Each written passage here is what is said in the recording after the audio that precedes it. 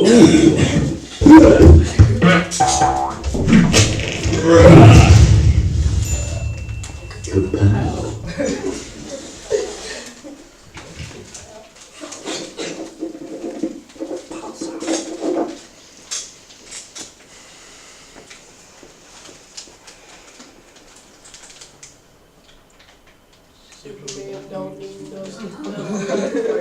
the Apostle did nothing halfway.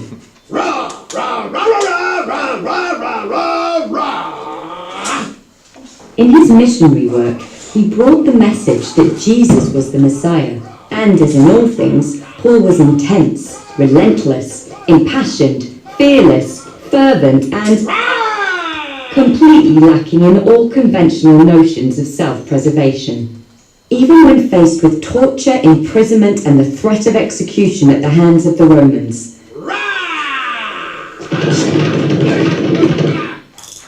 Paul remained a valiant minister of the gospel.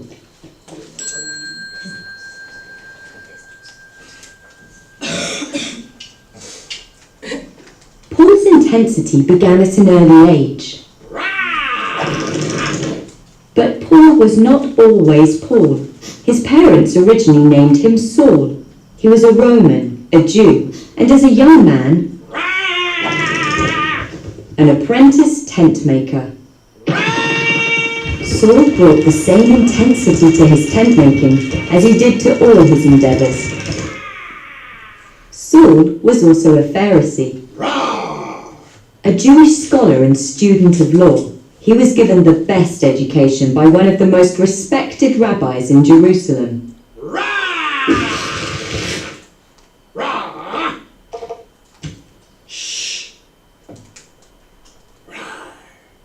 Saul's thorough knowledge of Jewish law made him a great writer and a potent speaker. It also led him to persecute early Christians as heretics and blasphemers.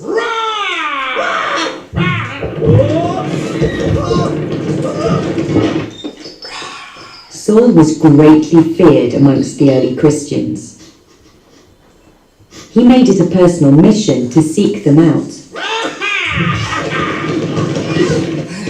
And he had an uncanny talent for finding them wherever they hid in and around Jerusalem. Saul's brutality towards Christians was unparalleled. And thus he was the least likely vessel God might choose to carry forth the gospel.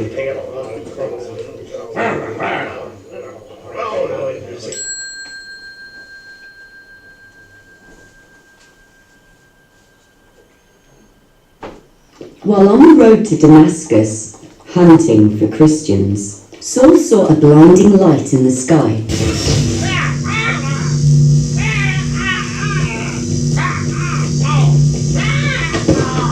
And heard a voice in his ear. The voice called to Saul and asked, "Why do you persecute me?" Who are you, Lord? It was Jesus, the one whom Saul had been persecuting.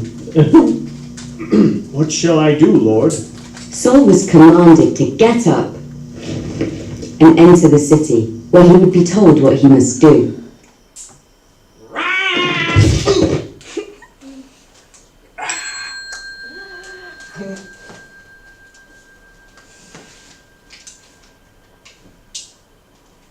Saul laid in bed for 3 days, feverish and delirious, until the Lord sent Ananias, a Christian disciple, to heal him.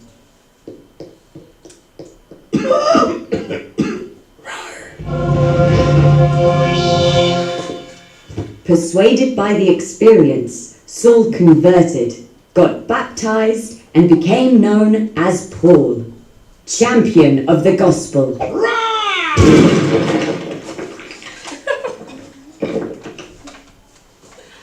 Paul brought the same intensity to preaching the gospel of Jesus Christ that he previously brought to persecuting Christ's followers.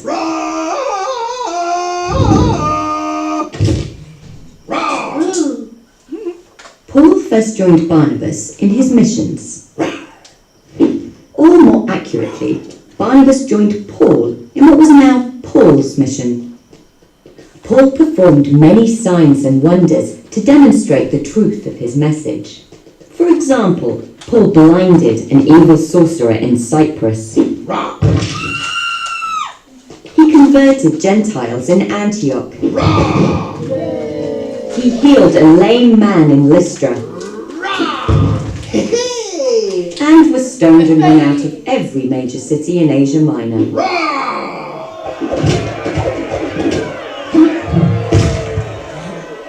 When Paul wasn't preaching, he was writing, following up with those he ministered to with many, many letters filled with admonishment. But also encouragement.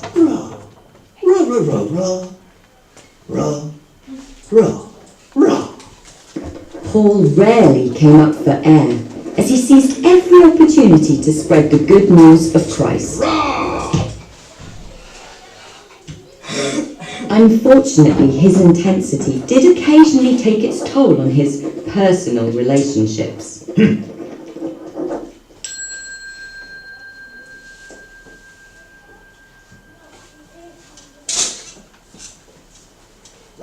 Paul brought along the apostle Silas for his next mission, which took them to Philippi. But upon converting a fortune-telling slave girl, they were promptly beaten and thrown in jail. That night, Paul, undaunted, sang hymns and prayers at the top of his lungs. At midnight, an earthquake shook the foundations of the prison, freeing them.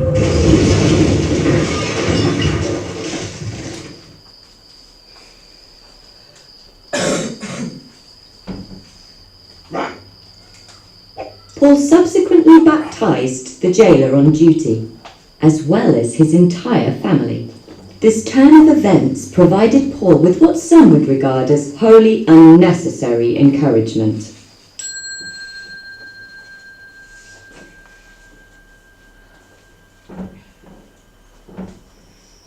With his newfound momentum, Paul doubled his efforts. Despite increasing persecution, Paul soldiered on, spreading the gospel, starting new churches and supporting them with his many letters. Letters to the Corinthians, the Galatians, the Thessalonians, the Romans, and many others, right up to the very end, when Paul was executed by order of the Roman Emperor Nero. Paul's execution did nothing to stifle his voice. In fact, 13 books in the New Testament are attributed to Paul, and much of our understanding of Christianity is due to Paul and his ceaseless work on behalf of Christ.